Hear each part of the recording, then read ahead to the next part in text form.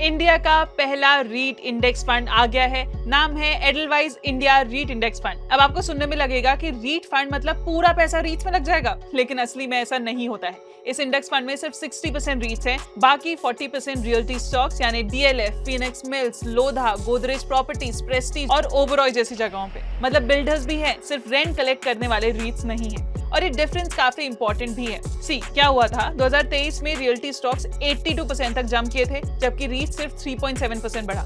फिर 2025 में पिक्चर पूरी पलट गई, रियल्टी स्टॉक 16% गिरे, जबकि रीट्स 30% से बढ़ गए। इसीलिए ये जो 60:40 का ब्लेंड है, ये नेचुरली दोनों के बीच का रिजल्ट दे सकता है। अब वॉलेटिलिटी भी देखिए, रीट्स का स्टैंडर्ड डिविएशन 10.9% है, रियल्टी स्टॉक्स का 28%, लेकिन ब्लेंडेड इंडेक्स का 13.9%। अब सवाल है, इस फंड की आखिर जरूरत क्या थी? पहला, एक्सेस। इंडिया में सिर्फ 6 लिस्टेड रीट्स हैं, उन्हें इंडिविजुअली खरीदने के लिए डीमैट अकाउंट चाहिए, लेकिन इस फंड में 100 रुपए से पूरा बास्केट मिल सकता है बिना डीमैट के। दूसरा, टैक्स। डायरेक्ट रीट डिस्ट्रीब्यूशंस का tax treatment dividend interest components के हिसाब से स्लैब रेट तक जा सकता है। फंड स्ट्रक्चर में टैक्सेशन कैपिटल गेन्स के थ्रू होता है।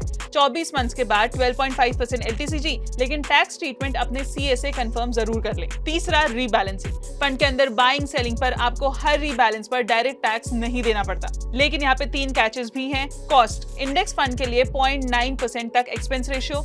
लिक्विडिटी, नेक्सस सिलेक्ट ट्रस्ट का डेली टर्नओवर अराउंड 7 करोड़ बड़े इन्वेस्टर्स के लिए लिमिटेड हो सकता है। और वैल्यूएशन, रीट्स प्रॉपर्टी वैल्यू के बेसिस पर 32% डिस्काउंट पर दिखते हैं, लेकिन डेट हटाने के बाद इफेक्टिव डिस्काउंट रफली 12% ही रह जाता है।